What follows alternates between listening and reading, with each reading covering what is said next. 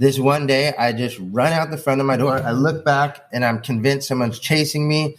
And I jump on a bus and I get on and I get off and I get on another bus on the other side. And I'm just trying to lose whoever it is that's chasing me. And I end up down at in Glendale, there's like the LA River. And have you ever seen those big like circular cement things? Like, I don't know, you see them on the side of freeways. Like, I don't know what they're for. I like got up on the top of it and like I was going to jump. And in my head, I think that the cops showed up so quick because someone called them. But like I went through this company, like ran through a company, you know what I mean? So I'm thinking the cops were following me and they immediately saw me. But dude, I like ran through a company all crazy. It was in the rain with shorts and no shoes on.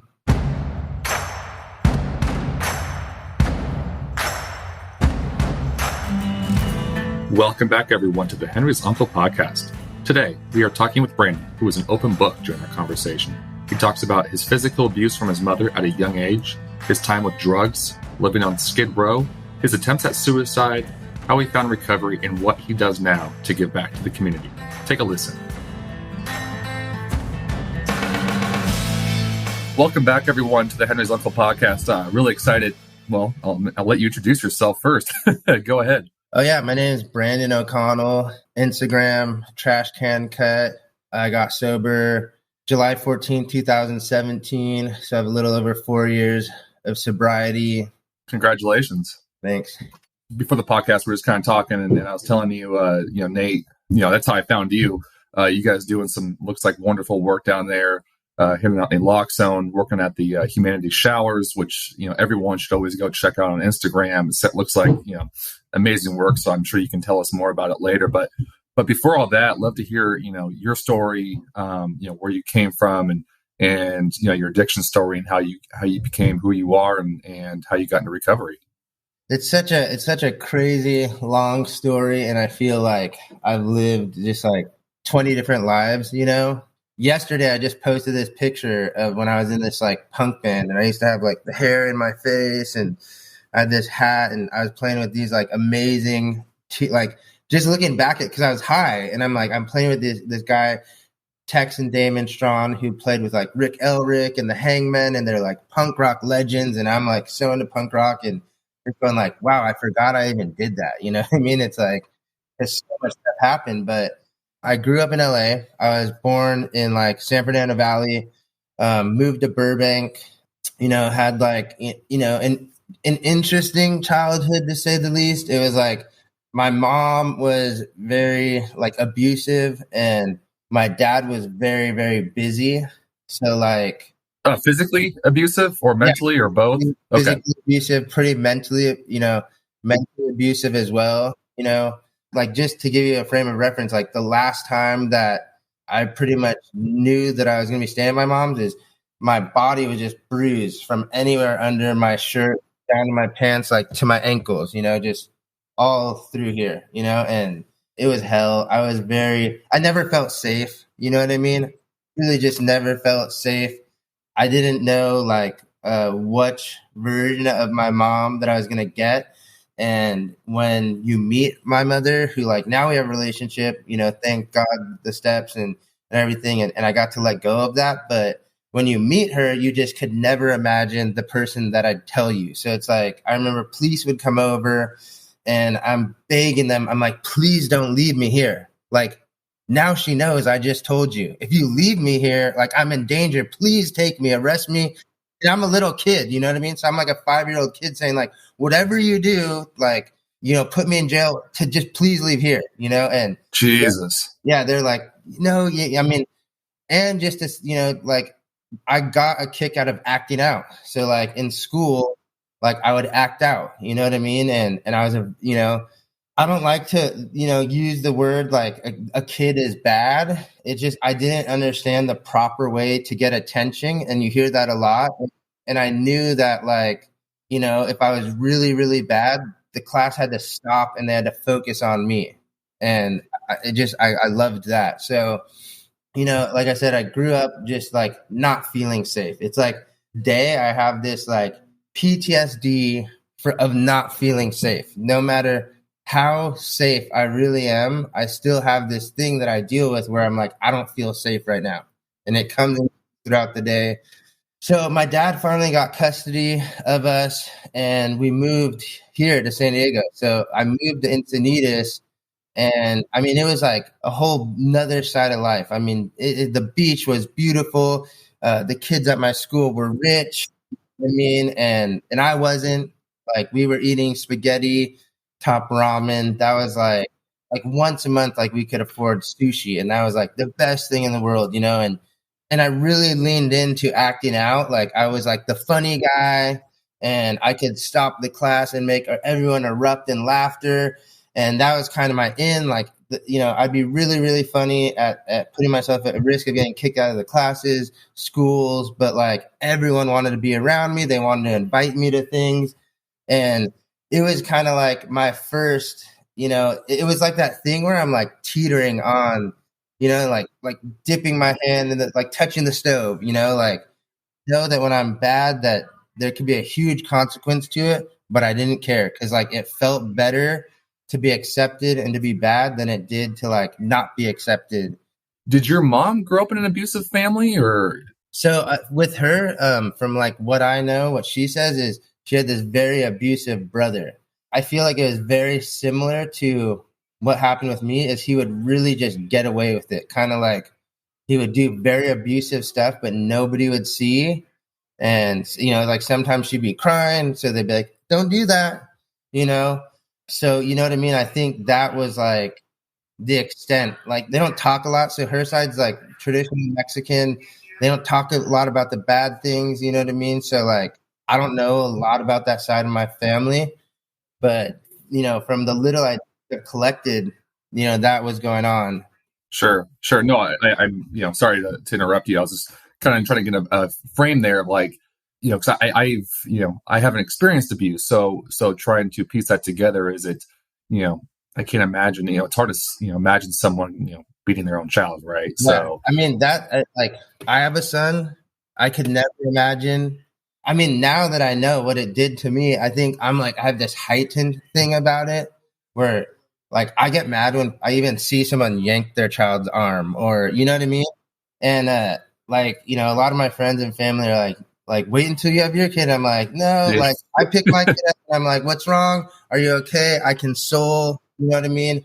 Maybe that will change. Maybe he'll grow up and I'll have to be like, hey, like, no, you can't do this, you know. But no, I was gonna ask. It's like I have, a couple, almost a 4-year-old and almost a 1-year-old. So does that abuse, does it make it hard for you to, parent your child, discipline, or what's that like?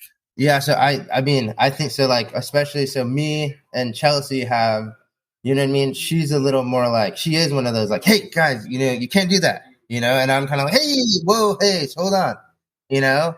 Or like, if he's doing something he's not supposed to, she's like, hey, no. And I'm just like, Malachi, no. Hey, here, give it to me. No, you can't do this. So, you know, I guess that I like tiptoe around, you know, what I feel is abusive and what I think might affect him the way that it did me. So like, I feel like it does impact my parenting a lot. I read it, like, I read a lot of things. I watch YouTubes about parenting. You know what I mean? I watched a lot of stuff before I had him. And then we were originally in this like Gottman method of counseling, couples counseling, which is like real like goal oriented counseling. Like, you set goals, you hit them, you talk about what the experience to hit the goals was like. And I feel like my parenting style is like that, you know, it's like goal oriented. Like, what are we doing to get to the goal? And he's so young. So I don't know, you know what I mean? It could like drastically change as he starts talking back and maybe saying, it's just like, I don't know. Like, I have this idea that, I mean, I don't know. I'm in the program Alcoholics Anonymous. So I approach everything in my life like the steps. You know what I mean? I kind of just dissect everything like I did with the steps and how I got sober. I use it for my eating. I use it for my weightlifting. You know what I mean? Like, all the things that I do, I approach it from that same dynamic, you know, of like, always looking at my part in things and then going from there, and I feel like I've been very successful in navigating through life like that and only looking at Brandon's part of things. So it's like I could go into the workforce and work a job and they could be like, well, what happened that was wrong here? And I mean, my initial response will be like, well, as far as I'm concerned, I did show up 10 minutes late to this. I'm a little bit tired. These are some things that I could tell you from my standpoint as what went wrong here. But like as a whole, I can't tell you what, went wrong with them. Like, but this is what I did that was wrong. What would I have done differently in this situation? Okay, this is what I would do, So I never am like one to like, this is what was wrong. These people did this wrong. It's like, if you're asking me what was wrong, I'm like, well, this is what I did that I think was wrong, and speak all the other things. And I can. So if you're like, hey, Brandon, you are in charge of these people. What was going on today? Okay, well, this person showed up and this happened. You know what I mean? But like, if you're like, what is wrong with this? I'm like, I would just look at myself first. And it depends on like what position I'm in. But I just cycle everything through the steps, It's interesting. Just an observation from my side was, I just read an article this morning about someone, going into their recovery as well and how they poured, their whole life into AA, or it was AA or NA. I can't remember which one, but basically using the steps to approach everything in life. And so that was kind of the first time I heard that. I know a lot of people who've gone through the steps or still use the steps and they've never put it that way. So, within the last 2 hours, it's very interesting to hear and also read from you and someone else how basically every aspect of someone's life is through those 12 steps. I think I heard what was the actor from Get Him to the Greek? Russell Brand. Russell Brand always says this. If you ever watch it, he's like, they should teach the 12 steps in school. I agree with it. Like just the concept of it and like Al-Anon. So Al-Anon is for people that interact with alcoholics. I almost feel like Al-Anon is that's like if you don't drink and do heroin and this, go to Al-Anon. It'll literally teach you how to interact with everyone. You know what I mean? Because it's like maybe you have an uncle that drinks. Maybe you have a coworker that drinks. Or maybe you have this person that's an alcoholic. I mean, there is so many people right now, have like just all the different 12-step programs I've seen. I've just like never seen anyone fail. Like I also did a thing called Landmark Forum. It's like a Tony Robbins thing. You know what I mean? And I gained so much from it. I feel the same way if someone was to do a Tony Robbins, like do all the things that could possibly make you a better human being. It doesn't hurt. So I want to circle back because I took this a different path. But, last time we were talking, or just a few minutes ago, we were talking, you were talking about acting out, you're probably grade school, high school, going through your story. So if you want to start from there. Yeah, I mean, I could tell you too, the first, so like me and my friend Chase in 7th or 8th grade, we went to this high school party. And I just remember the first time I took a drink, like we were drinking these Mickey Mouse the wide mouths. And I took a drink and, I downed this like 40 pretty quickly. I think they were like grenades because they were wide mouth grenades. Just like I was little and I just downed one. And I remember I was like, okay, this is what I was looking like. I don't need to be funny. I'm just here. Like that is it, The first time I drank, I'm like, that's what I'm looking for, and I didn't actively keep seeking it out. I remember there was like one more time. So that time that I drank, and this is just goes to show you, I should stop there. The cops found us. We were the only underage, like very underage kids there, 13 or 12. They took me and him home in the police car. And I was like, my dad gets me brought back home. That was the first time I ever drank. Like I should have just known, stop here. Like we're never going to be successful at this. But I did it again. And the second time, Chase's dad caught us and he called my dad. So the second time I drank, I get caught again. The guy calls my dad. And then, he's like, I don't want him at our house anymore. And, like Chase, if I look back at it, Chase would get me to drink. But, he's like, every time that my son's with your son, police are here, this, I'm catching them drinking. So he's like, I don't want them hanging out. And my dad was so busy that, you know what I mean? He just like never had time to really watch us. He was just like fighting for us. But that time I kind of like, I'm good on this drinking thing, actually. I'm going to chill out. And I got into like the San Diego hardcore scene. And basically I would just be like someone at a show, but I loved it. I loved the punk hardcore scene. And I wanted to be a singer of the band. I've always wanted to be a singer of a band. I hung out with this band called American Tragedy, and I just became like their manager. Like I'd help them do the merch. I'd run their merch table. I'd go to all their shows. They'd put me on the guest list. And then I became friends with this other band, and they're called As Lay Dying. At the time, they were called The Life Once Lost, but they later on became As Lay Dying. I like introduced them. I like talked them into doing a split, and the original singer quit.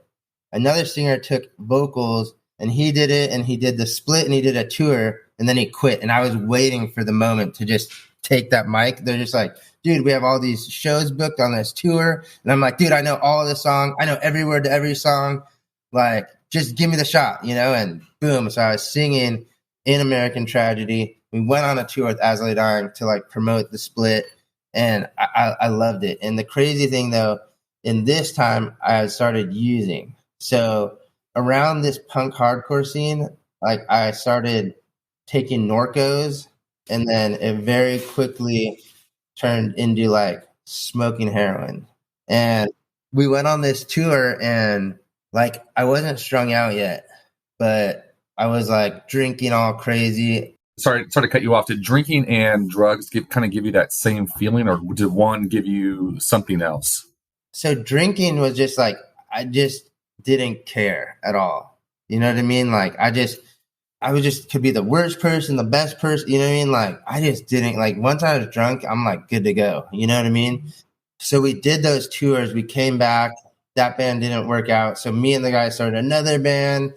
And by this time, so this band, I was like smoking heroin all the time.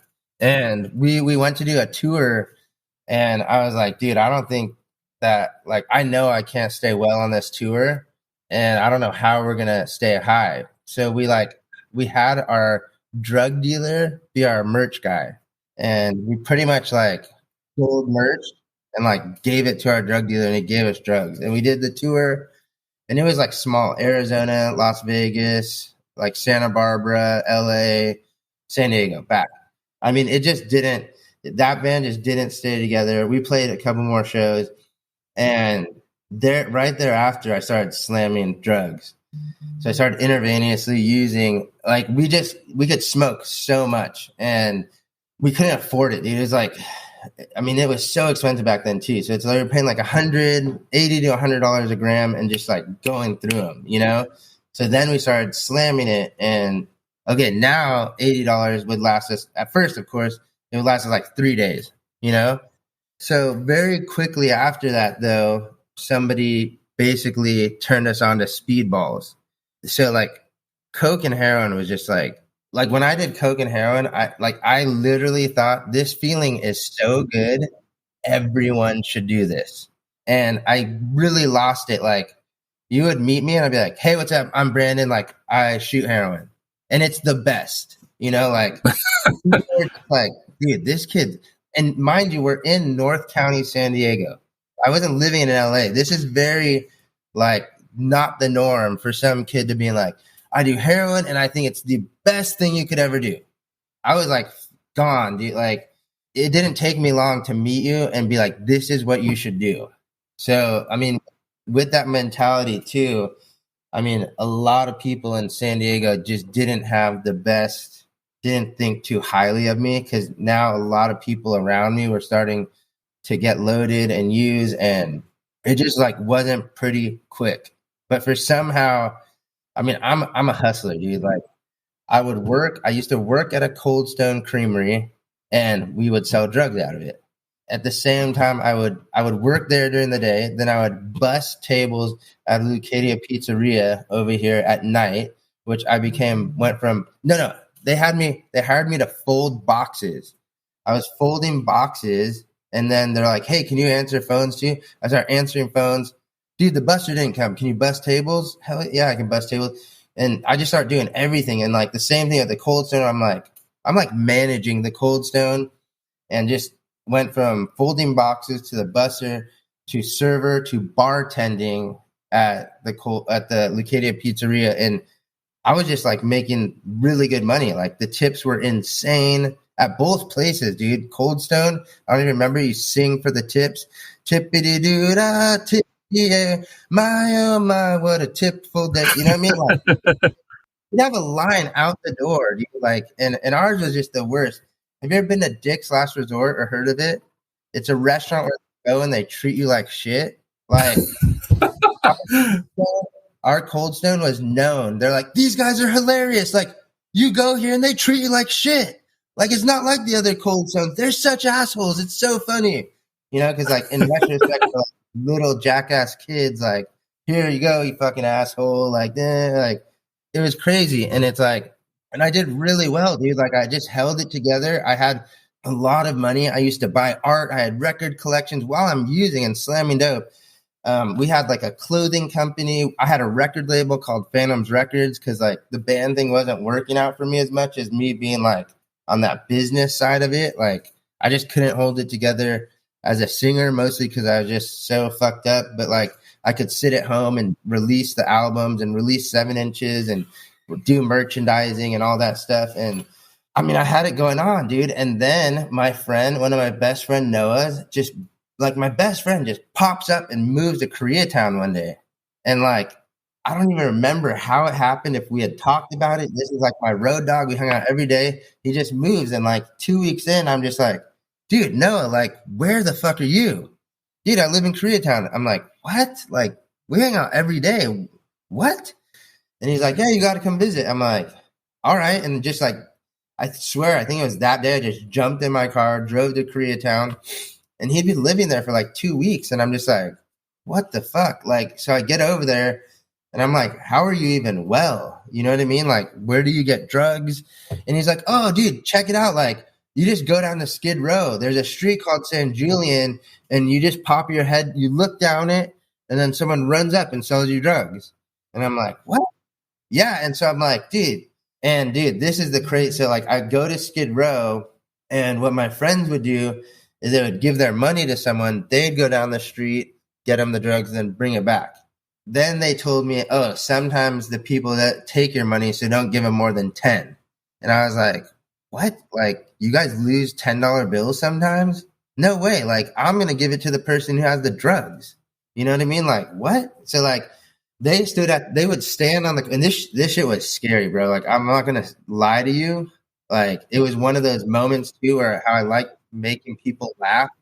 I like walked down the road and everyone's smoking crack and they're shooting heroin right on the side of the road. And I'm like, hey, who has bags? And then I started noticing they'd walk by and they'd go, Chiva, Chiva, Chiva, Chiva. And I'm like, what is like, what are they talking about? And my friend Jake, I go back down. I'm like, I can't find anyone. He's like, the guy's saying Chiva. They're the ones who have it. And sure enough, I walk back over. The guy says, Chiva, Chiva, Chiva. I'm like, all right, I'll take a bag. This guy spits out balloons into his hand. It was like a gumball. Dude, this was like a gumball dispenser of heroin. And I was like, Jesus. This is it. I need to live where the gumball dispenser of heroin is. Like, because we spent hours of our days sitting in parking lots waiting for the Connect in San Diego. Most of my life, I swear, from like 17 to 21 was just waiting in a parking lot. And it was just instant. Like, hey, here you go. Give me my drugs. Sit down. Boom. Shoot in my arm. So this is like the movies you see, like where, you know, they're trying to, you know, smuggle in some drugs, and, you know, they're in the tiny little balls, you know, they ingest them into their stomach or wherever in their body, and then spit them out. So this was just like that, you're saying? I mean, it's like they keep it in their mouth and just, so like the idea behind that is you keep it in your mouth, right? If a cop up, then you just swallow it. You let him search. You know what I mean? Yeah. But okay. Little did we know that really cops did not give two shits about whatever was being done down there, and as long as it was just done right in that area. So like I said, I'd sit down, I'd get my dope, sit down, do it, turn around and be like, not even get up and be like, who has crack? And so I'll be like, oh, here, I do, you, and they'll be like, use my pipe. So then they can get the push. So it's like, take your hit and give them the pipe back, and then they push it and they get the second hit. So it was like, I would like sit down, just, oh, here we go. Like, all right, get up, and then be like, all right, no, let's go back to your house. And I mean, it was insane. And then we met people and we started driving these dealers around. Like, dude, we went from like, I mean, not good, but like San Diego kids to like, we're just like in it. You know what I mean? And this time though, it's like we would get to go back to his apartment. You know what I mean? And it wasn't that bad. And my usage just got crazier and crazier. And like I said, so I had that little bit of playing music time, and I reached out to a program, and I'm like such good friends with the lady to this day. She's like my savior. The Grammys Association had a thing called MAP. It used to be called Musicians Assistant Program, which now they're called Music Cares. But they got me in. So my dad's been sober. I'm 37. I think my dad has like 32 years sober. And I've gone to meetings, right? I went into meetings, but this time they put me in a detox and a rehab. And it was like my first introduction. So since that first one, I've been to like 26. But it was my first introduction to it. And been to 26 rehabs? Oh, yeah. I've been to like 26 different stays at least. Some of them gone back to 5 times. That particular rehab, I went back 3 times to it. Tarzana Treatment Center a couple of times, Acton, Charlie Street. I mean, dude, I've been to a lot. I've been, So were you working during this time? I left those jobs, moved into my friend's house. I had tons of money saved up, and it lasted me for months, dude. Like, I used to make so much money. Like, I'd walk home with like $500 in tips on a Friday or Saturday night bartending. You know what I mean? It just like. And I had all these, even when I was in San Diego, I had all these hustles, and I would connect for people. And you know what I mean? Like, I was just like, didn't even really spend my money at that time. Like, I wasn't dealing. I would just like middleman all the time. Like, oh, you want this? It's $120 when it costs 80, And then it's like, I'd break it in half and give you half gram and take half, you know what I mean? Like, I was just scandalous, like, so yeah, I ended up like, using down there. I think Noah moved back home. We like went a couple of months, and then he's like done. He's just like tapped out, moved back home. I went to my aunt's house, and then I checked into that rehab through the Musicians Assistant Program, which it was called at the time, which is now Music Cares. But it was like, that was just like the first try. That was like the first fail. Like, I used all this, and I didn't want to quit. I just wanted to take a break. I needed to like regroup. So this is crazy too. So I moved into this place called Studio 12, and I started a new band. Like I was telling you just earlier, me with the picture I just posted on Instagram, and I'm playing with these like legendary punk rock guys. I just thought they were the coolest. I was a kid, and I wasn't going to let them know. I would just be like, yeah, whatever. I'll do it. I'm in. But like, I was the same thing. Like how when I wanted to be an American Tragedy, I remember they had a band. And they're like, who should be the singer? And I was just like in my head thinking, please pick me, please pick me, please pick me. But this time I'm like too cool. I used to like have the hair in my face. I'd wear the hats, tight jeans, a ripped shirt, V-neck, necklaces, some jewelry, like just way too cool, bro. Like I thought I was the shit still, even though I just ended up with nothing in a rehab that's paid for by someone else. I had nothing. And you know what I mean? I went there. They had me be in the band. The band actually did pretty good. We were playing like tons of shows. I mean, these guys were legends. We recorded this like 4-song EP, which I don't even have it. Like I still talk to the guitar player, which I should probably get a copy. But like, and we played on KXLU on the radio station, a live set. I mean, it went pretty good. But I was in the sober living, and I even made it to where they like had me kind of working for the company because there's a rehab connected to it. But I couldn't stay sober. I would get loaded every 30 days. And sometimes they'd catch me and be like, dude, you can't leave for a week. You know what I mean? Like, you have to stay here. And then sometimes they wouldn't, and I'd try and pull it together. But like towards the end, I stayed there for like 2.5 years, I feel like, too. And towards the end, they had me working in the rehab. Now I'm like taking people to meetings. I'm doing like a morning meditation. I'm making breakfast, lunch, and dinner at it. And I'm loaded and I can't get sober. I'm like using every day. And one of my friends who just recently passed away, like 3 weeks ago, he was in the rehab, and I would score him drugs while he was a client. And it was just like, they caught me doing it, and they're just like, dude, you're done. Like, you have to leave right now. Like, you can't even go get your stuff. Like, we'll have it in trash bags. Like, leave the property. Don't ever come back, and rightfully so, and it's like, and that just went on to like another run. So it's like, my go-to was I'd stop at my aunt's house and I see like, will she let me stay here? And if she doesn't, then I just go downtown LA and just do whatever every day. Something new happened, you know what I mean? Like, and the crazy thing too, though, is we had that band. So like a couple of weeks of me being down there, and the guitar player was like, you're done, like you're out.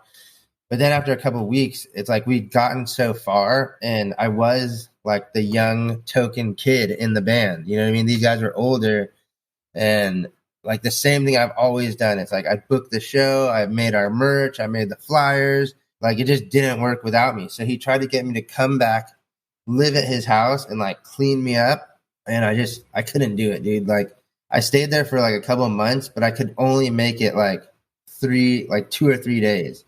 Like, I'm deathly sick, and they want me to kick and get clean, and I just couldn't do it, and it just, now I'm just like destitutely, like, I'm like a Skid Row junkie. Like, I'm staying, like, sleeping on the streets, sometimes sleeping at my aunt's house, sometimes sleeping at my friend Cody's house.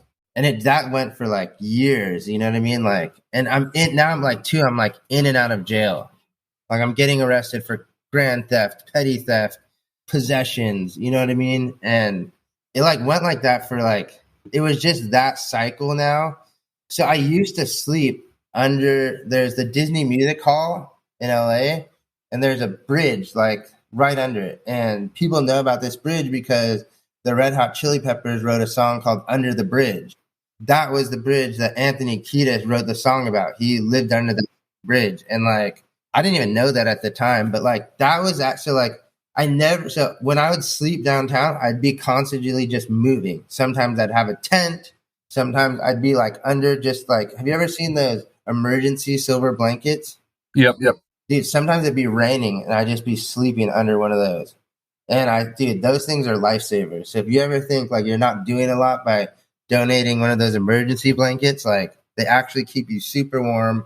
I've slept under one of just that in the rain and woke up fine, but I mean, I was just on the street, dude. And sometimes it's like, I would just pass out where I passed out, like on the side of the road.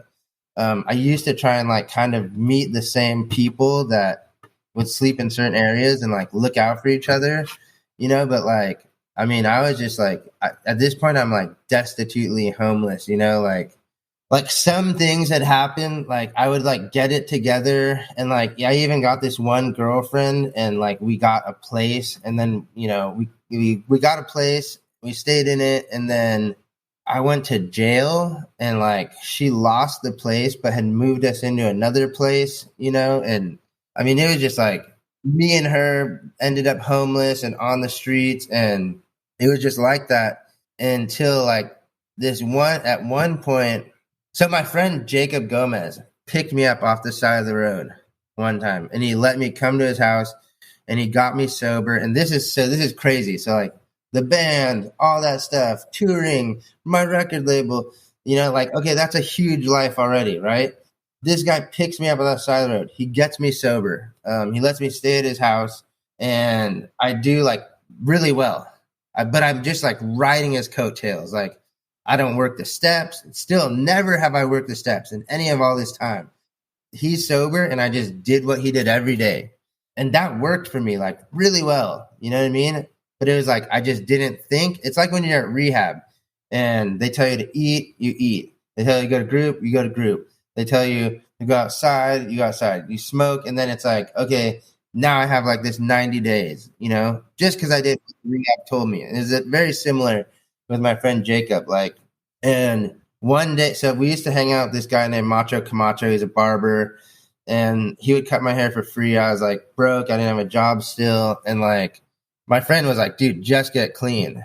And so I'm sitting, and dude, I'm a hustler, dude. So like, I'm sitting at the barber shop, hanging out at his barber shop, and this dude comes in, and he's like, yeah, I just bought a new Lexus, and I'm doing this, and I got this new house, and I'm like, what's going on? And he's like, dude, have you heard of vape? And I'm like, no. He's like, dude, check this out. This is the Ego C-Twist vape pen. You get 2 of them, blah, blah. And I'm like, wow. And he's like, smokes it. I'm like, I tried it. I'm like, oh, this is so good. It's awesome. And he's like, dude, do you want to sell them for me? And I was like, hell yeah, I don't have a job. And so, dude, this guy, like, he gives me 10 to sell. These things sold like $120 at the time for the kit, which now it'd be like an $8 kit. But yeah, he gives me 10, and I sell, like, dude, I sell them like that. I think the guy who lived across the street from a Rite Aid, it's like he gave me 10 of them, 10 juices, and then the one that I had to like show people. I mean, I sold them so quick. He gave them to me, and later that night, I'm like, dude, I sold them all. I got your money. Where can I get more? And I started like that, and then I got my brother into it, and then we started this company called Modshine, which I have the little logo right here. And after the Ego C-Twist, these circular mods came out, and they were metal. And like, you push the bottom button, and just people would be pluming out. And they had brass, they had copper, stainless steel. So I told you, I'm a hustler. There's a thing called a Cape Cod wipe. I don't know if you ever heard of it. It's to shine. It's a Cape Cod wipe, and it's like you shine. They use it a lot in restaurants. Like when, say the restaurant has a stainless steel thing and it's destroyed. Well, you could buy these wholesale in this huge package. And what we did is we opened them, we cut them into 4s, we folded it in half, we repackaged it, and we sold it. And we called it Modshine. And that started it. It was like slowly taking off. And then I moved back to LA. I don't even remember why. Everything was going great. You know what I mean? Like, I'm selling these e-cigs. I have money now. I moved back to LA. I immediately like get loaded. I hold it together though. So like, Modshine's doing like pretty good. It's not like blown up yet.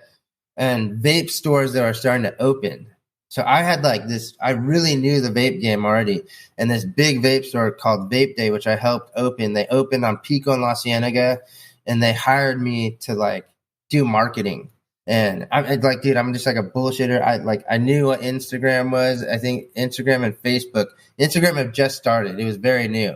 And Facebook though was like, that's where I was like mostly on Facebook. And I made their like Facebook page and this, and I started shooting the products and this, and then I started ordering the products, and I started stocking the store, and I started working the front, and pretty much like this company had like completely became me. There was like 3 owners, but they didn't even know how to run their company without me. So like now I got them to order. I didn't even tell them. I said, Modshine, hey, I know this company Modshine. It's owned by this dude named Garrick. You should give him a call. We should distribute this product. And since we had so much power in the vape industry, they basically bought Modshine from my brother and helped us launch it now. Like, they had bought a big enough order, and we were doing really good, and the store was doing really, really good. And I had gotten on methadone now because I'm like, you know what? I have a shot at this. And I was like, if I don't just like destroy this whole thing, like I probably will become a millionaire doing this. Like, and so I get on methadone.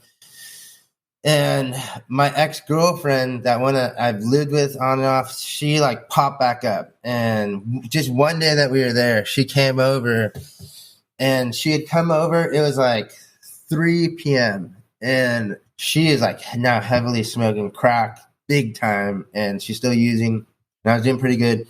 And she comes over, and dude, we get loaded, and it was 3 p.m. And then my assistant at the time like comes knocking on the door, And I open it and I'm like, I thought it was like 8 p.m. at the latest. And I was like, what are you doing here right now? Like, what the heck? And dude, we had everything out, syringes, crack pipes. It's all sitting out there. And she's like, it's noon.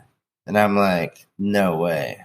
And same dude, just like the rehab, dude, they like came into my office. They like escort, like, I couldn't touch anything.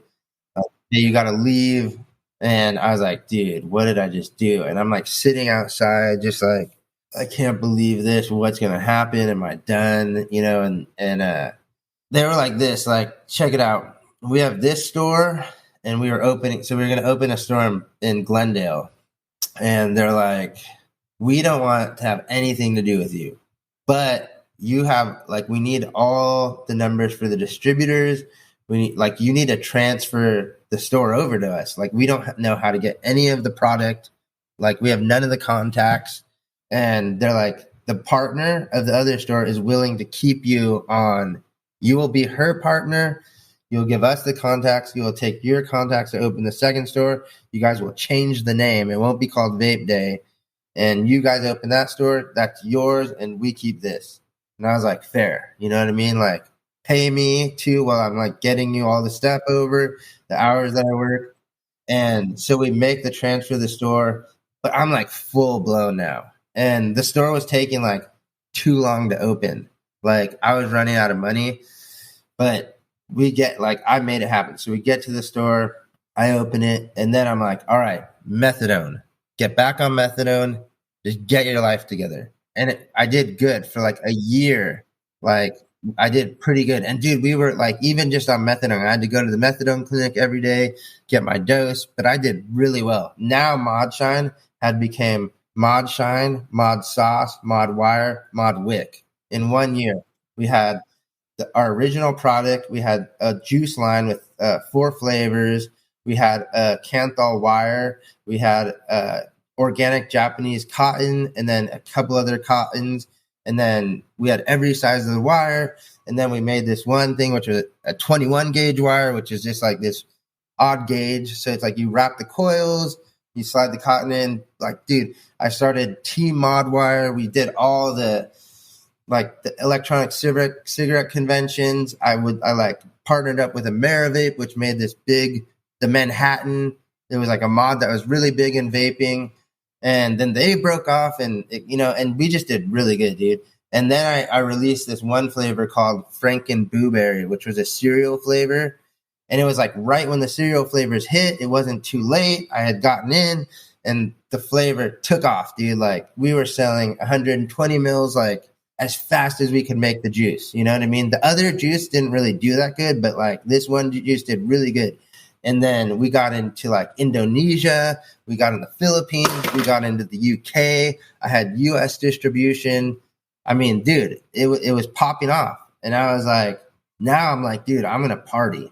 Dude, I start like first, and I never was this kind of alcoholic, but like I first just start drinking like crazy, just like party, like margaritas, this, and slowly, and I'm on the methadone and I'm drinking.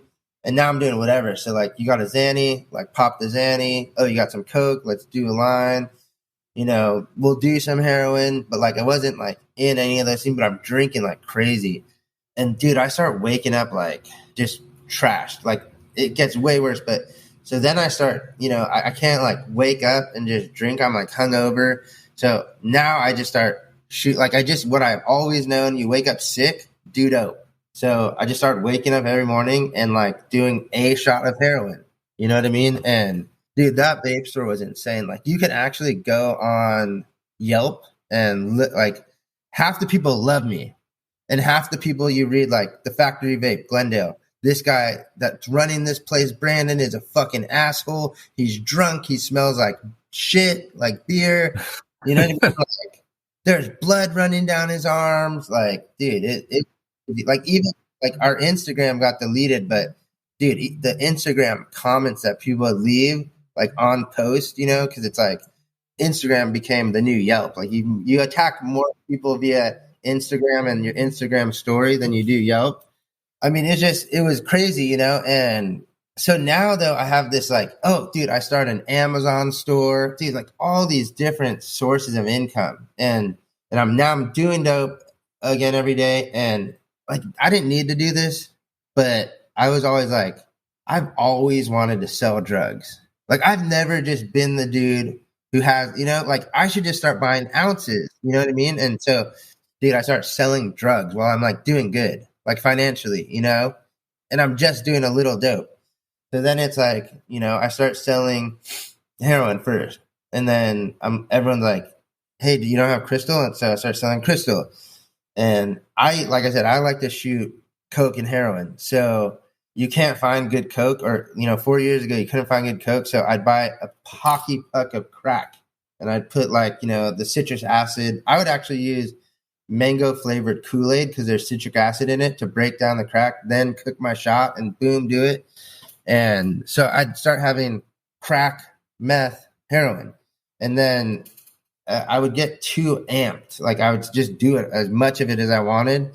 So I started needing to have like Xanax, and I'm drinking, dude, like crazy. So at this point, with all this happening, I'm waking up, puking blood and shitting blood every morning. Jesus. Yeah. I'd have to take the alcohol and get some of it in until I could like stop shaking enough, but I'm still like, now I'm dope sick. I'm trying to get it in, and I get the shot, and then I take a Xanax because I'm like, all right, level out a little, do a little speed, do a little speed. And then here, the crazy thing, I start selling GHB, and then I start taking GHB on top of it too. So, I mean, a cap here, cap there of GHB. I mean, this like that too, when I started doing that, I just became reckless. I totaled a car into a phone pole one night, a rental car, and just ran away. Just got up out of it and ran back to the store.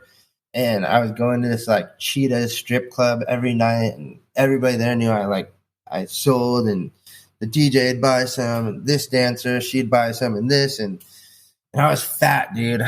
So now at this time, I forgot to mention, I ballooned up to like 350 pounds. And wow. It was like a mess. It was a total fucking mess. Starting up, I was going to ask, like, so you're talking about, all these different businesses and now selling drugs. Was it for the attention? Was it for the money? What was your motivation, during that time? Initially, everybody just was like when you're like someone like me too, like where you've been trying to do these things. So you start a record label, clothing lines, bands, and nothing ever gets finished. You never finish anything. People just start to go, oh, this guy's got another, you know what I mean? And with the vape store, I want to prove everyone wrong, which I did. I feel I did. I could have stopped there. I won. You know what I mean? With the drug dealing, there was two parts to it. One, I just wanted to be the man. And I used to tell people, I don't have a problem with drugs. I just don't have enough of them. So, what I mean, like if I had, and that this was the hardest lesson. This was it messed with my mind. This has kept me in this constant battle because I was like, now you have all the drugs you could ever want. You're still not happy. You still can't get high enough. And really, I couldn't ever get well. And two, the second part of it, I was very lonely. When you have drugs, everyone, like, dude, nobody was coming up to me and being like, Brandon, you are a fat blob piece of shit. Like the girls, hey, what's up, Brandon? Hey, can I sit on your lap? You know what I mean? Like, it was never like, dude, like, I remember one of my friends who was actually just at my house last week, my friend Jeremy, I used to fly him out and he would tattoo at my shop, at the vape shop, and we'd do a split. But, like the last time he came out, he's like, bro, one, you are fat and you look fucking disgusting. He's like, and you know that I love you and I would never tell you this unless it is true. Like you are fucked off. And no one had told me that, dude, because everyone's like, you are the man. Like I had the company, people worked for me. The only people that were around me were either getting drugs from me or they worked for me. And nobody was talking to me like that. You know what I mean? And it's like, I remember too, like looking in the mirror when he got there that time and just being like, damn. Like, dude, I just had this like round, puffy face and I was always sweaty. And I look back at pictures of it and I'm just like, what the fuck? Like, how did I not see that? You know what I mean? Like, this is crazy. I just remember that day, him telling me that and just being like, fuck, I'm fucking disgusting. You know what I mean? And the weird part about that day is there was no drugs, no amount of drugs that I could do to make that feeling go away. When I realized it, there was no stuff that I could buy that could make me feel better. Like I would buy like the Louis Vuitton, the Herschel, like Stussy, like Supreme. Like there was nothing I could buy now to make me feel good. And I really started spiraling into this like deep, deep depression. And towards the end of the vape shop, when I realized, so like I said, I just always thought I didn't have enough dope. You know what I mean? If I had enough dope, I'll be fine. I'll run the store. I'll run a business. I'll be successful. I just need an endless amount. And dude, I mean, not only did I have the endless amount, I mean, me and like, so this guy Cody used to help me sell because I was like so out of it all the time. And he never would steal from me, but like, I mean, I had so much money. Like I was always ready to get popped. So I like always had, this is so gross. Like I'd have money just in a glove and then a ton of drugs in a glove, and they'd be in a ball, and then there'd be Aquaphor or some sort of like Astroglide. And I did this a bunch of times. Like I think the cops were coming because I was all fucked up, and I'd stick it all inside of me. Jesus. So the one time I told you about swallowing it. Mm-hmm. Yep. So one time I thought the cops were going to get me. This one day I'm working at my store, and all these cops pull up, and they pull some guy over in front of my store. And I just ran over. I'm like, there's no time to get Astroglide. I just grabbed the drugs. I put them in. I just drank them down, swallowed it. And dude, they draw their guns on this guy. They pull him out. They arrest him. They all drive away. So I like go in the bathroom. I'm like, like trying to get it out. Doesn't come out. But I'm like, dude, I'm good. Like I wrapped it in 2 gloves. And dude, I even wrapped it like 1 layer of foil, right? Dude, my stomach ate through it. There was heroin, there was Suboxone, there was pure MDMA, there was crystal meth. Dude, I like this one day, like I don't know how I lived through that one alone, right? Dude, so it all hit me. These sketchy people were in my store that day, and it hit me, and I just went out, like I couldn't walk, and one guy like helped me. This guy's like pouring water. He's like patting my face, but doesn't call the ambulance. Like what the fuck? But like, I get it kind of, he had drugs on him, and I come to, and I mean, I'm like, the first thing I think is like, how long I've been out? How long have we been open? Is the door unlocked? And how long have you been here? Did you just get here? I mean, he's like, I've been here the whole time. Everyone else is gone. And I started looking through, dude, so much shit from my store was missing. And I'm just like, dude, what the fuck? This is so fucked, and like, and I didn't die that time. And it goes on a couple more weeks. This one day I'm in such a meth psychosis. I just look outside the door, and dude, I was in such like, you can actually go on my Facebook, and I used to go live, and I haven't deleted this. And I'd be like, the cops are going to come right now. They're going to bust in. You guys are going to watch me get arrested. I didn't do anything. Like, you know what I mean? I'm like doing confessions that are still just on my Facebook. Because like, I don't like the kind of work I do. It's never going to matter what my past was like. You know what I mean? And I'm so blessed that's, you know what I mean? That I don't have to worry about that kind of stuff. But like, and this one day I just run out the front of my door. I look back, and I'm convinced someone's chasing me. And I jump on a bus, and I get on, and I get off, and I get on another bus on the other side, and I'm just trying to lose whoever it is that's chasing me. And I end up down at the in Glendale. There's like the LA River. And have you ever seen those big like circular cement things? Like, I don't know, you see them on the side of freeways. Like, I don't know what they're for. I like got up on the top of it, and like I was gonna jump. And in my head, I think that the cops showed up so quick because someone called them, but like I went through this company, like ran through a company, you know what I mean? So I'm thinking the cops were following me, and they immediately saw me. But dude, I like ran through a company all crazy. It was in the rain with shorts and no shoes on. So like, I'm sure someone called the police, and I crawl up there, and the cops come, and I freaking run out. Like I run all the way up to this main street, and then like a bunch of cops stop me, and they handcuff me, dude. I mean, like, look, these guys legit saved my life at that point. You know what I mean? Like when it happened, I was like, fuck these cops. I was like combative, bro. I'm very lucky that I didn't get shot. You know what I mean?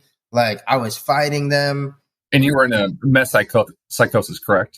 Yeah. Yeah. I'm lucky that they handcuffed me, brought me to the hospital. They 5150'd me, and I was in there for 72-hour hold, and they let me go, and I was done though. I'm not even going back to the vape shop. I was done, I'm out. So I leave, I just walk away from the business, dude. Like that day I'm just done, and I'm still selling drugs. So I'm just like, I'm done with that business. Dude, walk away from Amazon, my business, everything, dude. And I'm just sell drugs. And it doesn't it doesn't work. I'm there was a guy that lived by there, and I just was too afraid to go anywhere else but to his house because no one knew him. So I stayed with this guy for a little while and drove his car, dropped drugs off, and it just didn't work out. And so when they let me go, they gave me 90 Seroquel and a thing of Wellbutrin. That was okay, these are the meds you're supposed to be on, which I don't even remember them telling me to take it or anything. I go pick up the prescription just because I know with the Seroquel, I could sleep. I take 2 and I pass out. And I was staying up way too long and it would let me pass out.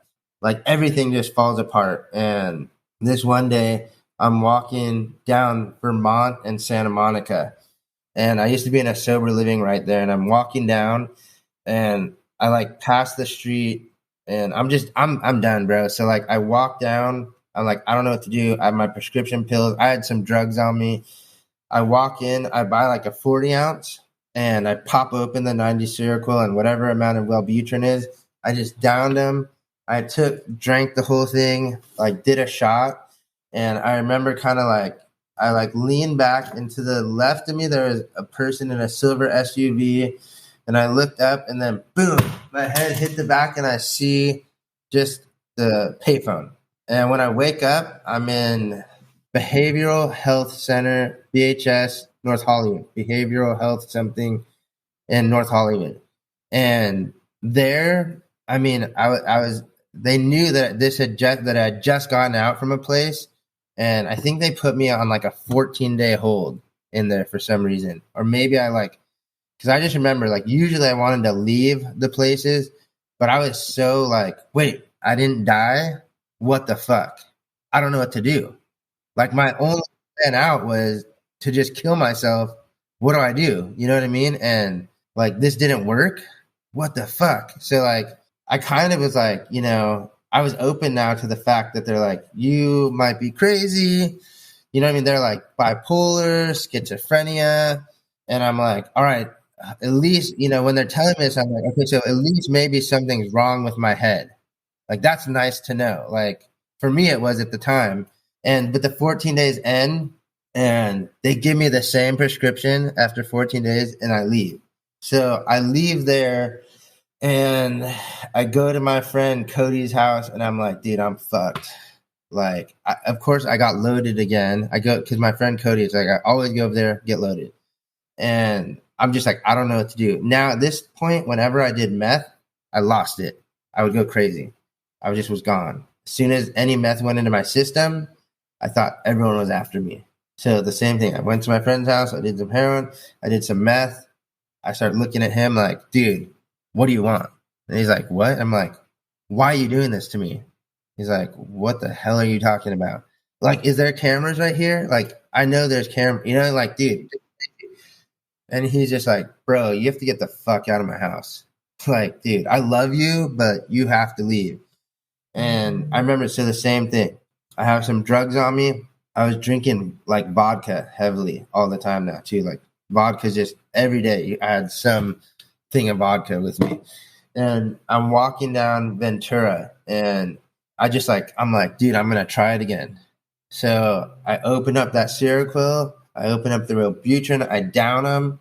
I'm standing right on Ventura in a Studio City, by the bowling alley. This is a main street, Ventura, and I just take my stuff out because I don't give a fuck anymore. I take it out, cook up a shot right there, do it.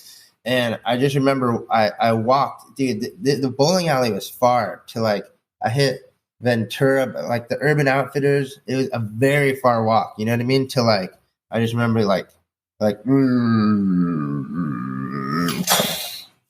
And boom, I go out again. This time I wake up in this emergency room and they can't find a vein to do something. So they're like sticking needles in the bottom of my foot. And I'm going like, what the, it just came out. Like I come to, this lady's jamming needles in the bottom of my foot to run an IV. And I'm losing I'm losing my shit.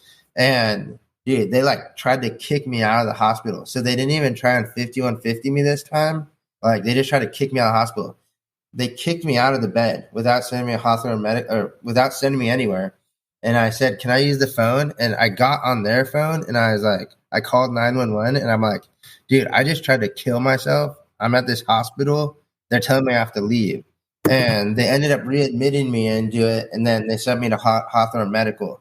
And they put me on this like 14-day hold.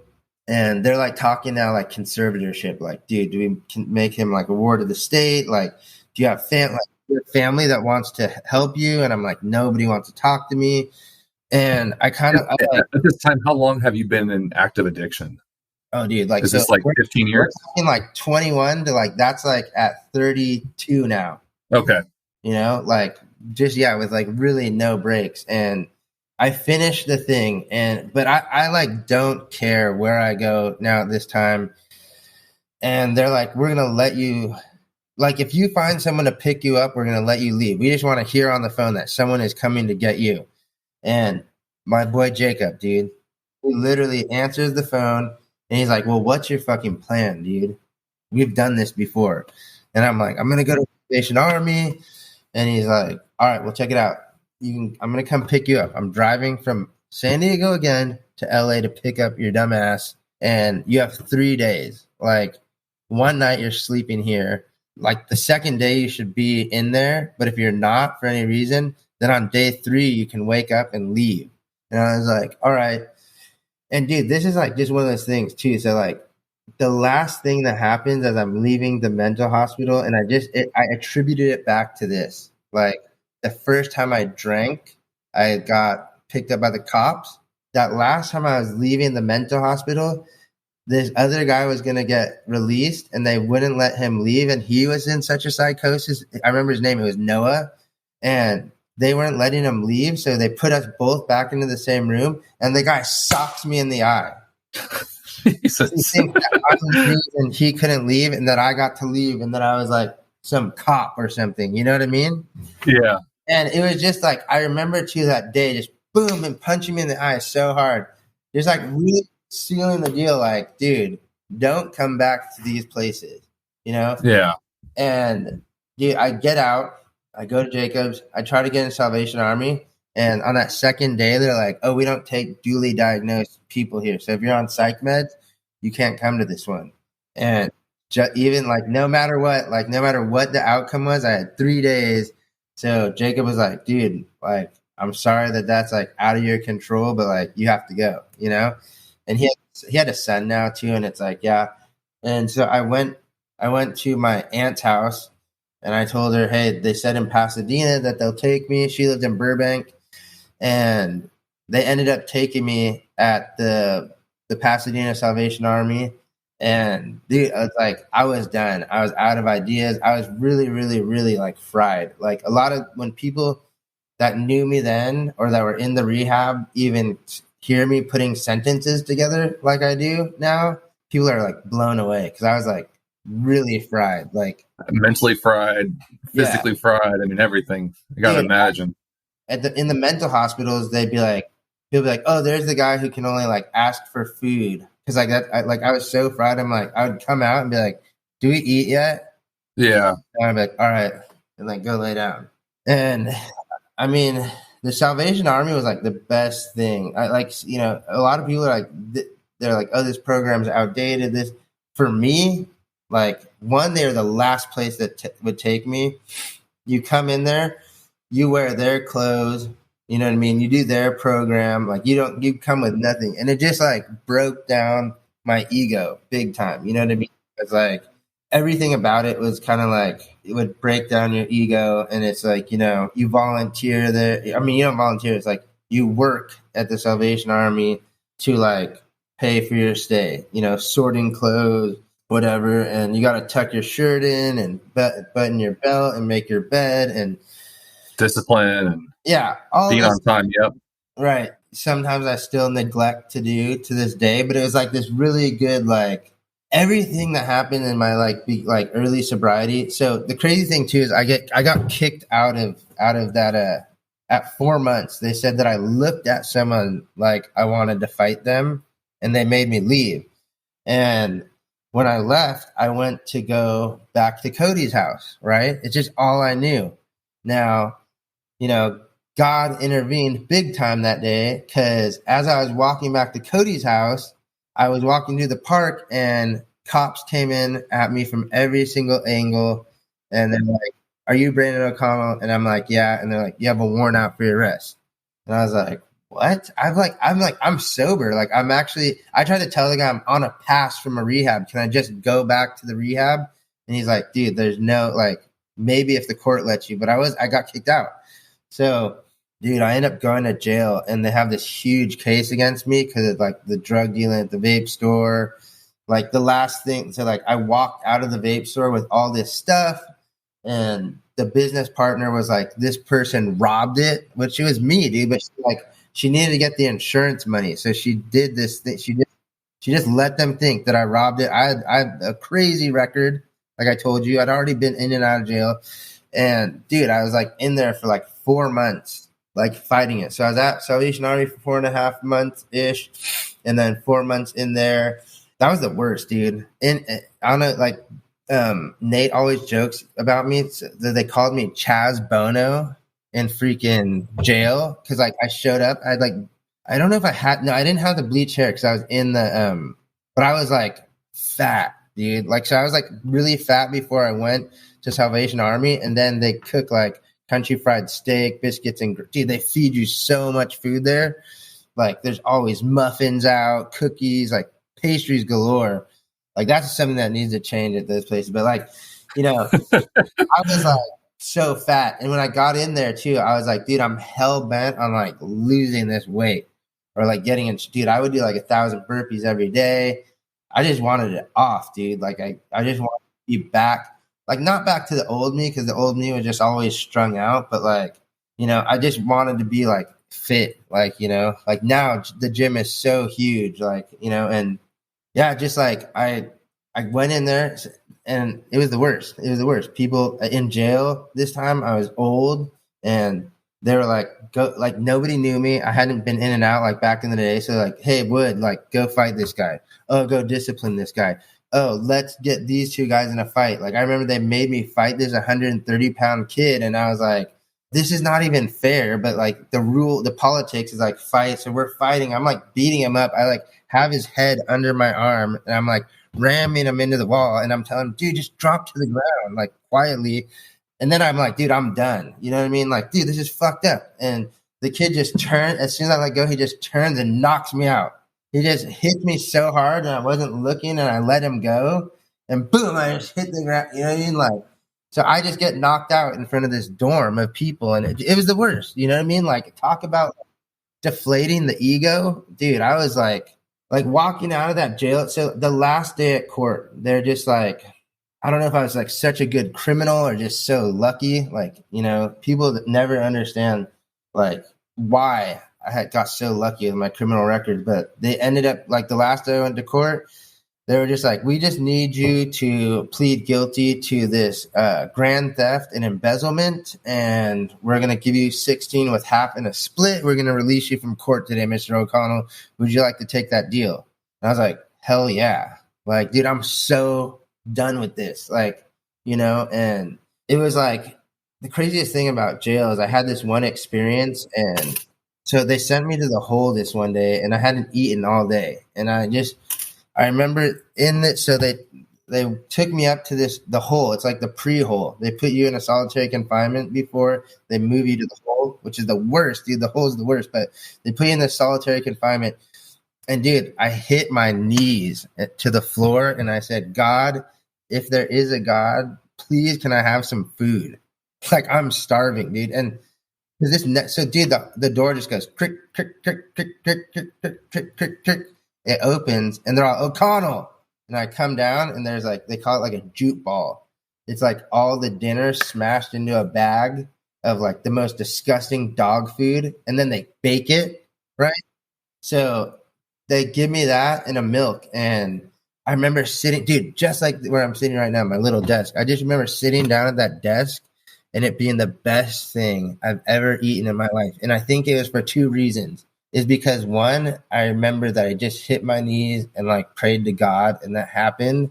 And two, I was just that starving. You know what I mean? Like it was like that magic moment too of like, I've always believed in God, but I'm like, this God thing works for everyone else, but not me. And like, dude, since that day, like I've been the hugest believer in a power greater than So this is kind of like quote unquote your rock bottom moment right there. I mean, like I was sober at that point. You know what I mean? Like I'd been, but like one, it was like every part of my ego was like defeated, including not being able to choose when I ate, and just that was like my like first spiritual experience. You know what I mean? Yeah. Okay. Yeah. It was crazy. So like when I got out of jail, it was around Christmas, and like, dude, like I said, I had 8.5, 9 months sober now. I'm like sober, and it was around Christmas, and I remember going to my aunt's house, and it was like 2 days before Christmas. So I think I like went to my aunt's house and like, spent one night or 2 nights. And I told her too, I'm like, I'm so done. I'm never going back to using, like, dude, and they're just like, they've heard it all before. But I didn't understand why they didn't believe me, and someone gives me some clothes for Christmas. Someone gave me a sleeping bag for Christmas. Like some toiletries. And then my brother walks in with a duffel bag, and like everyone was kind of done. And he's like, hey, so like, you're not going to stay over Aunt Kathleen's and, keep doing this. So where are you going to stay? And I was like, I don't know. And he's like, yeah, well, you can't stay here. So where do you want me to drop you off? And I was like, dude, I was like, Skid Row has a mission, but like, are you going to make me sleep on Skid Row? And my brother's like, yeah, wherever you want me to drop you off. And I was like, fuck, all right, drop me off. Like, just really thinking that once he saw Skid Row too, because my brother doesn't know that he would just stop. And you know what I mean? And he did, dude. He dropped me off on Skid Row, grabbed my bag out, Christmas Day, set it down, gave me a hug, drove off. And he was like, dude, and this is like one of those things where I was like, dude, I'm really done. And like, I guess this is the ultimate test, is like to be right here. Also, people gave me cash, you know what I mean, for Christmas, like my normal $20 from grandma. And I had $160 probably in my pocket. And night one was so powerful because I remember I'm like, I never slept in the missions. It's just like on the street, whatever. And I'm like, hey, where do you even sleep? Like, if you sleep down here, and like, oh, you line up on the mission at San Pedro at 7. And I'm like, all right. So I line up. They let you in. When you walk in to the mission, they give you a blow up bed and one of those cargo shipping container blankets. I like laid down on the bed and I fell asleep. And when I woke up, the bed was deflated and some crazy person took the blanket from me. And I was like, wow, like I just got one more day sober on Skid Row of all places. And then I was like, but now I got to go outside. I was like, now last night sucked. And so like it closed down, but there's a thing called Share on 5th and Broadway, and they had meetings all day long, and you could go in there and use the computers. So I went in there and I just like went to meetings and used the computer, tried to find a job, and then the next day got on GR, got a free cell phone, and then I couldn't find any jobs. I was like trying to hit people up on Facebook for work. Nobody wanted to hire me. So I stood outside of U-Haul on Silver Lake, and I stood outside the U-Haul, and nobody picked me for 3 days in a row because I don't speak Spanish. You know what I mean? Like the guys all spoke Spanish. I couldn't talk to them. I'm like, I'm going to go down here one more day, try it. If not, we'll figure something else out. The 4th day, I go down there, and this dude picks us up. He was working on a TV show, and he had to move all this extra stuff. So he rented all these U-Hauls, and we just unloaded, and he's like, be back tomorrow. So he paid me the first day $250. And then the second day, he's like, come back tomorrow and we'll do it again. Dude, I made $500 in 2. Dude, this is like the most money I've made in like 2 days in so long too. And like, I make $500. And dude, I had my 160 plus I had my 250 GR. And dude, there was no way I could sleep on that inflatable mat and keep doing this though. I was so tired. And so like I called my godmother and I was just like, hey, I need help. Like I'm sober. I don't know what to do. And she had a friend and he's like, yeah, our sober living's $1,400, food, blah. And I was like, I only have like 740. And he's like, all right, come on. So I go, did the 740, move in the third day. So I sleep a good night's sleep that night. And then I go down to share and go to the meetings, check, go use the computer. And someone's like, hey, we got to move these boxes. I mean, just like, I just got random ass jobs. But then like the fourth day, I'm like, dude, I need to like do something about this. You know what I mean? Like this work is going to be good, but like I already know. So I go to this meeting, I found a sponsor and I started working the steps, and my life just really, really started to change. Like I said, in all these weird, crazy things that I've done in my life too, there was a point where I was like doing this stylist work with this really famous celebrity stylist named Cosmo Lombino. And dude, he ended up giving me a job back, dude. And I like worked at this real famous store on Melrose where like, dude, all the celebrities shop to go. And, I was just like picking up after him. And then he was like, why don't you start creating wardrobe? Dude, I started like creating wardrobe. And it was just like the first thing back, dude. I'm like making dresses and dude, I'm like doing really well. And everyone at the sober living is like, dude, you're full of shit. You know what I mean? Like you're not like they were kind of resentful at me at the sober living. And dude, right down on Melrose and Mariposa, like 5 minutes from that job, my other friend had a spot that opened. Boom. And I get in the spot. I'm living a block from where I work. Like, dude, just killing the game. And I'm working the steps, dude. And like my life starts to change, dude. Like I remember too doing the fourth step and like writing out all these people that I had resentments at and then looking at my part in it and being like, this is life changing. It was like a formula of how I interacted with people. And it was like, you lie to them and then you steal from them and then you this and then they trust you. And then, and I'm like, wow. So like, if I don't do these things to these people, like I won't have this shitty result of interacting with people my whole life. Like, dude, that's like mind blowing to me. And then too, like, dude, this God that like I found in jail. I'm like, wait, so like all these defects of characters, like, so, and this is the weird thing. So like, I don't know, like if, if you're into prayer or if you're not into prayer, but like just the fact that I have to be like, God, can you remove this defect of character from me? It's like someone trained me to do it. They're like, dude, just ask God to remove it. And just me going like, God, can you make it so I don't lie? God, please don't make me lie. Cause like, then I have this bad result, then just like the fact that in my head, I'd be asking something to like not make me lie. I should just not lie.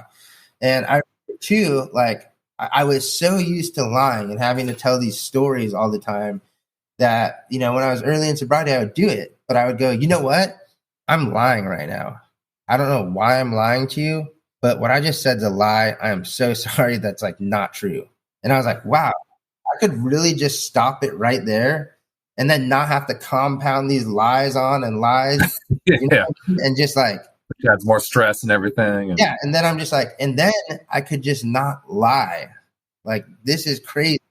Like people live like this, you know what I mean? Like, and dude, it was just like going through that process, and then kind of like just becoming a really good guy, you know what I mean? And service is like being of service to other too was, I didn't have the same story as a lot of people where they're like, I jumped right into service for other people. That wasn't my story, dude. I actually just was like, I don't have what people want. And two, I just like, I'm not at the point of where I can like help other people, I did some things like, dude, newcomers, I got them jobs. Like quickly, very quickly, I went into working in production world. So I started doing from the celebrity stylist stuff and doing the clothing to like working Coachella, Stagecoach, and Flogna. And I like would build the stages and like be part of the festival and be on the stage. And dude, that's like in a whole nother thing. Like, it's like, that was amazing, dude. Like I have a picture of me like, dude, standing on a stage on Coachella with the whole crowd. I mean, I have a bunch of them now, but like, I'm like, really? This fucking gutter hype junkie is like, this is my life? It was crazy, And I really did want to be able to give it away, It just, I wasn't there yet. You know what I mean? I didn't get the full spectrum of it. And like I said, I'd be there. I'd go to meetings. You know, when I got my car, I'd give people rides. I'd take people out to coffee, you know, but I wasn't like in that service world yet. Sure, you know? sure. I remember too, like I started, so the ninth step is one of these things where it's like you kind of make amends to people, you know, you go through and you start making your amends. And that was like, dude, that was like a really beautiful process for me because like, you know, like with my mom, it was kind of like this. It was like, there's nothing that you did that was all right. And what I internally got to do was this, is I got to be like, you know, this is a sick person and she like really, dude, like just think about it. Like you said, like, how could you hit a kid? You know what I mean? It's like, how could you do some of this stuff? And it's like, man, I wonder what it might have been like for her, you know, to like have to live with that. Cause she a couple of times did try and apologize for my childhood and I just wouldn't accept it. You know what I mean? And it was just like, I just got to like love her for who she is. You know what I mean? And what she was is another child of God. And I got to look at like every single person is like that. You know, I don't have the luxury to like resent people anymore. I don't have that luxury because when I live in that world of resentment, I get loaded. So like I turn it over to her, you know, like turn it over and be like, she did the best she could with the tools that she had. Was it okay what she did? No. Am I able to like love her and be compassionate towards her? Yes. You know what I mean? And do I need to hold on to that forever? I don't, because like I there's so many times where I gotten loaded over it, you know, and I just didn't need that in my life anymore.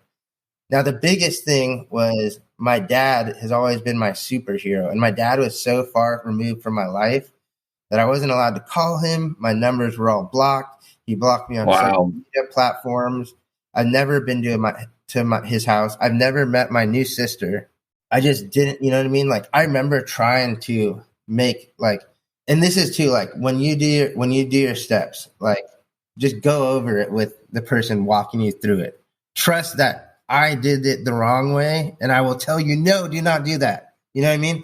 So like the amends process, it works. And reason why you go through, in my opinion, why you go through all those steps is because you start to change. So I remember getting sober and I want to immediately make amends. There's no psychic change that has happened up here for me to go tell you sorry. There's nothing that's stopping me going back and being that person again. You know what I mean? So that's why when, you know, I learn about myself in the 4-step, I write it out on paper. I look at my part. I consciously make the decision not to interact with people like that again. I know what it is that made that bad person, and I don't do those things anymore. I'm like armed with the facts. I see the world now in the matrix. Interesting. So I mean, for you, it's really, I mean, it sounds like for everyone, your advice is really step by step. Right. I mean, because I just think about how many, that person who said, I'm sorry, has already said, I've already told you I'm sorry so many times. Like you understand that the old Brandon is a sorry ass person. You know what I mean? The new Brandon, the opportunity to present the fact that I'm going to make amends also comes in time with certain people. Some people don't want it. They might not ever want to hear Brandon come and say what I did was wrong and it's not going to happen again. And can we go from here? You know, some people don't want that. My dad didn't want it at first. You know what I mean? Like, dude, this guy literally he was the guy that I drove home from the cops. I'm sorry, Dad. It's never going to happen again. 2 weeks later, my friend said, I'm sorry, Dad. This is never, you know what I mean? To where just like the guys kicked me out and dude, he's giving me so much money and this. And I've called my dad saying, I'm going to die from Hep C tomorrow. I need $100 for this treatment. Dude, it's like, you know, he was so done. The most beautiful experience that I've had in sobriety was bringing my son and my son sitting on my dad's lap and knowing that this was the right time. And we were at his ranch in Arizona. And, you know, I used to I did martial arts. I used to be sponsored for doing Brazilian Jiu-Jitsu. He has a dojo and I got to do like martial arts with my dad training me. And it felt so good. And I remember too, he said, hey, I'm going to go get this thing. You want to ride with me? And dude, I felt like that same kid, you know, when you're like, my son walks in and daddy, you know what I mean? I was like, thank you. You know, like, yeah, I want to go in the car, jumped in the front seat. And dude, I couldn't wait to like that right time, you know? And I said, Dad, you know, if I can please, and he goes, hold on. And he like goes around this turn and he parks and he goes, yeah. And I said, I need to make amends for all this stuff that I did. I need to make a financial amends to you for all the money that I took from you. I don't know what that's going to look like because it is so much money, but I just want to make it right. You know what I mean? And I love you so much, you know? And my dad was just like, you know, sometimes it takes what it takes. And as far as that money goes, like that money is just Malachi's. So all the money you think that you are making, that's yours. And that's my son's name, you know, or what you think that you owe me. And yeah, it's a lot of money. You just owe it all to him, you know, and just be a good father to your son and be a good spouse to Chelsea and be a good example for these kids in your life, you know, and just, I mean, it was just like, wow. Like, I was like, this is what it's all about. You know what I mean? Like, I got some stuff now, you know what I mean? But none of it compares to like that moment. And dude, now I get to have like a lifetime of these moments. You know what I mean? Like, I'm so truly overpaid by the program Alcoholics Anonymous and the 12 steps. And I remember so I have this notebook. It's downstairs and it says, what do you want to get out? My sponsor had me write, what do you want to get out of sobriety? And I wrote, I want an iPhone and a MacBook Pro. You know what I mean? And then I was like, it's like, damn, dude, I really did not get what this program was about. Very material thing still. Yeah.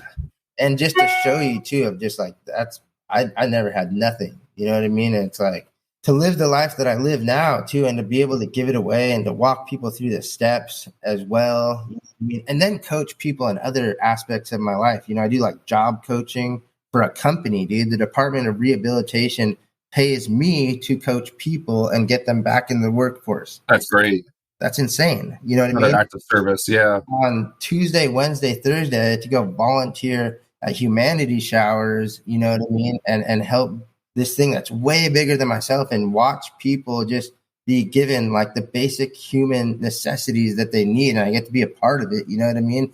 And like, how blessed am I to be able to go volunteer at something, you know what I mean? Where I'm not having to be like, I need to work, you know, 80 hours a week because I'm on grind. Like when I was working production work, I had like 4 to 6 hours, maybe 8 hours of sleep every night. I worked on some insane, dude. I worked on Kanye West, the Jesus is King record release. I worked for Lizzo, like, you know, like I said, Coachella, Stagecoach, like been on those stages. That's insane. Like, dude, this is the guy that tried to kill himself 3 times. Like this guy, I swallowed all those drugs at that vape store, you know, like it's pure insanity, you know, and I'm super blessed, dude, you know, like it's unbelievable.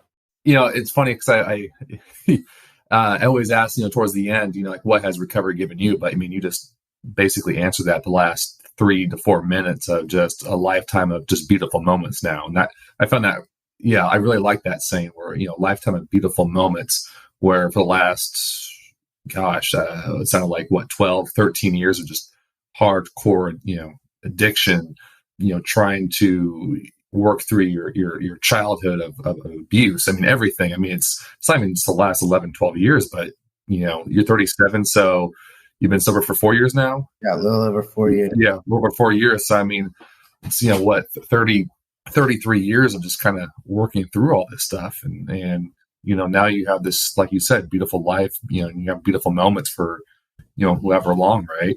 That's really cool.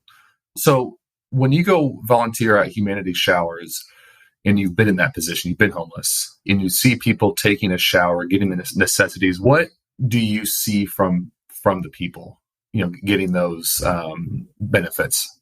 I mean, it varies, you know what I mean?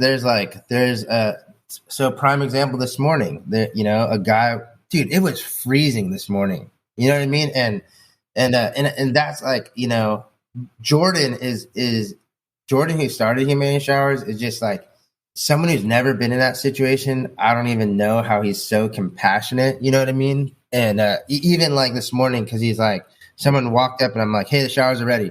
You know what I mean? And but this is the guy I never want to be, or for people to feel like I'm this person, is that they should be grateful that I am. You know what I mean? I don't like that way of approaching this situation. That take what we're giving you. You should be grateful. Sure. I don't like to come across that way, but like this morning, somebody was just like, he's like, what the fuck? I need some socks. And we didn't have socks. And it was like, this is so crazy. This is God. Dude, I don't know why this morning I got in my car and I was like, I need socks. I ran all the way back up to my house, got socks, went back in my car, put them in there, and drove to the showers and went to set it up. And like, I need socks? Like, what the heck? This guy was losing it. Fuck you guys. Why don't you have socks? I was like, dude, you know what? I have socks in my car. I went to him and I handed it to him like, here you go. And he's like, fuck you. And I'm like, all right, man, and then Jordan, the same thing. He's like, hey, do you want me to help you get in? No, I don't want your fucking help. And it was like, dude, we get to just be that compassionate person. You know what I mean? Some people would have been, get out of here. Like, F you. But like, I know exactly what it feels like to sleep on the concrete in the freezing cold. And it's not nice. And you don't want to be nice to anyone after. You know what I mean? And this guy's been doing it like the majority of his life. You know what I mean? And that's it. The reality is that is his morning, like the majority of the morning. And we just get to be that place where that's not, you know what I mean? We don't meet his anger with anger. We meet it with compassion, And like I said, I'm not a compassionate person by internal instinct. It's something that I had to learn. You know what I mean? I had to break down my ego, and I had to learn how to be the compassionate person, And don't get me wrong, I can also switch. Like, my significant other gets to see the other side of me. She could literally be like, I could hang up the phone and be talking spirituality with someone, and then she goes, "Did you do this?" And I'm like, "You fucking kidding me?" You know what I mean? And she's sure. Yeah. That guy that just was on the phone. You know what I mean? Like, why don't I get that guy? And I'm like, because you know what I mean? It's just like, and it's a learning process. And we go to counseling. Yeah, we go to counseling and we have to work through that stuff, and and like you said, it took 33 years of like me processing just to become me, you know what I mean? And now I add another person into it and my son, and the work never ends. Yeah, no, sure. That makes sense. It's having a little one is a lot of work as well. And you trying to do what you do, trying to work on yourself and also work on a relationship. Yeah, it's a lot. So, Brandon, I want to thank you for sharing your story. That's, it seems like I've been doing this more and more, trying to process, what someone tells me or is telling me in the moment, and trying to kind of get in that person's mind. It's very hard, especially, these kind of stories of abuse and hardcore addiction and, living on the streets and whatnot. It's inspiring to see where you're at. And, like you said, you try to kill yourself 3 times and here you are living proof of recovery of, the steps, and you're making a beautiful life, like you said, and beautiful moments. So I truly want to thank you for sharing your story. And like you said, via text, I hope it can, just touch one person, right? That's all it needs is one person. So, yeah, thank you for having me, dude. It's awesome that you're doing this too, And dude, too, I always tell everyone this, like, you could reach out to me via, I don't know if you post our Instagram, but you probably will on your Instagram, but like, dude, it is always open, So far, it's not something that's unmanageable to me, but like, I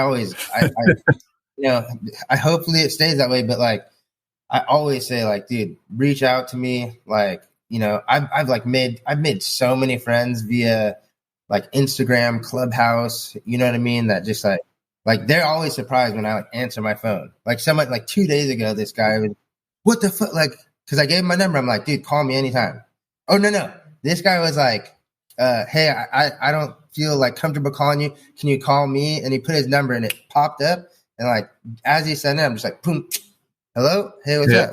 He's like, hello? And I'm like, hey, it's Brandon. Like, are you good? And he's like, wow, like, I never thought you really, and I'm like real about it. Like Nate, the same way. This guy will call, you know what I mean?